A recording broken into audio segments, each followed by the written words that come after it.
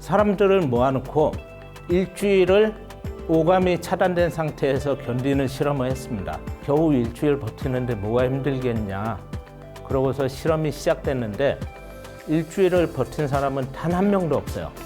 사람이 누군가와 고립되어서 살면은 일찍 죽을 확률이 그렇지 않은 사람에 비해서 50% 높아진다고 합니다.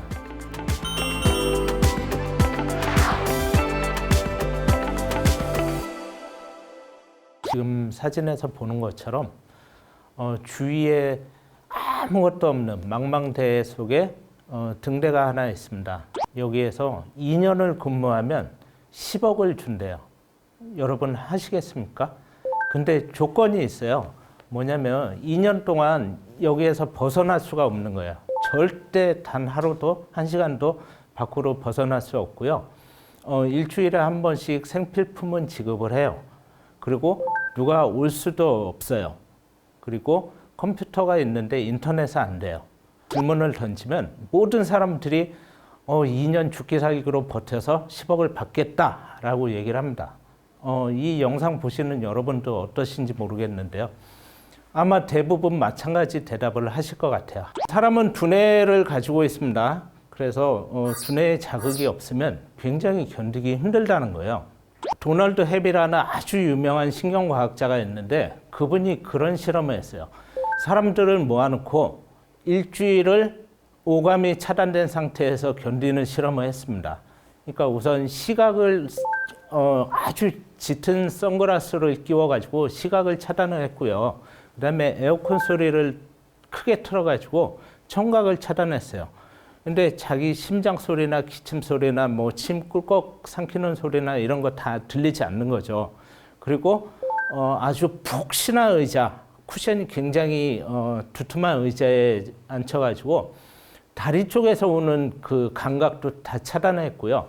이 팔에는 두꺼운 마분지 이런 걸 씌워가지고 팔로 들어오는 감각도 다 차단했습니다. 그렇게 해서 일주일을 버티는 실험이었어요. 그게 1950년대에 진행이 된 건데 그때 당시 돈으로 하루에 $20씩 이렇게 지불을 했습니다. 그러니까 사람들이 줄을 섰겠죠. 겨우 일주일 버티는데 뭐가 힘들겠냐. 그러고서 실험이 시작됐는데 일주일을 버틴 사람은 단 한 명도 없어요. 거의 대부분 하루 만에 나가거나 길게 버텨봤자 이틀이었습니다. 그러면서 사람들 중에 상당수가 환청이나 환상 같은 걸 경험을 했다는 거예요. 눈에 보이지 않는 엉뚱한 것을 본다거나 뭐 다람쥐가 뭐 배낭을 메고 지나가는 걸 본다거나 어떤 뭐 총을 든 군인을 본다거나 이런 것들. 그 얘기는 뭐냐면 뇌가 오감이 차단된 상태에서는 감각이 입력이 안 되니까 자기가 감각을 만들어낸다는 거야. 뇌 안에서 스스로 감각을 만들어낸다. 그래서 그게 환청이고 환상인데 지금 제가 처음에 서두에 제시했던 그 환경은 도널드 헵 교수가 실험한 거하고 많이 다르죠. 뭐 그렇게 오감이 차단된 것도 아니고 그다음에 뭐 걸어 다닐 수도 있고 뭐 바다도 볼 수 있고 파도 소리도 들을 수 있고 그러니까 많이 달라요. 그런데 기본적으로 저렇게 고립된 환경에서 살게 되면 사실 도널드 헵 교수가 실험한 내용하고 차이가 있긴 하지만 사람은 굉장히 두뇌에 있어서 안 좋은 영향을 미친다는 겁니다. 우리 코로나가 길어지면서 이제 스스로 고립되거나 아니면 뭐 타이에 의해서 이렇게 고립돼서 생활하시는 분 되게 많으시죠. 그런데 그 영향으로 인해서 우울증이나 무기력증에 빠지는 사람들도 굉장히 많아요. 그 이유가 보면 그 고립돼 있어서 그런 거예요. 사람의 머릿속에는 이 사회적 네트워크가 형성되어 있습니다. 그래서 사람이 다른 사람과 교류하지 않고 혼자서 이렇게 고립돼서 지내게 되면 굉장히 안 좋은 영향을 받게 되고요. 사람이 누군가와 고립되어서 살면은 일찍 죽을 확률이 그렇지 않은 사람에 비해서 50% 높아진다고 합니다.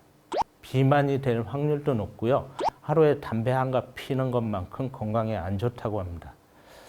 요즘에 뭐 인싸 아싸 그런 말도 있고 그래서 이제 사회적으로 이렇게 고립되고 아싸 나는 아싸야 그래서 친구들하고 멀어져서 지내는 분들도 많고 그런데 코로나가 되면서 이제 코로나 환경이 되면서 더욱 그런 분들이 늘어나고 있죠. 그런데 이게 뇌나 개인의 건강 측면에서 굉장히 안 좋다는 거고요. 그래서 그동안에 집에서 지내셨던 분들은 밖으로 나가서 좀 사람들도 많이 만나고 친구도 많이 사귀고 나는 아싸야 라고 그냥 포기하지 마시고 밖에 나가서 좀 더 많은 사람들과 활발히 접촉하고 대인관계를 넓혀가시면 좋을 것 같습니다.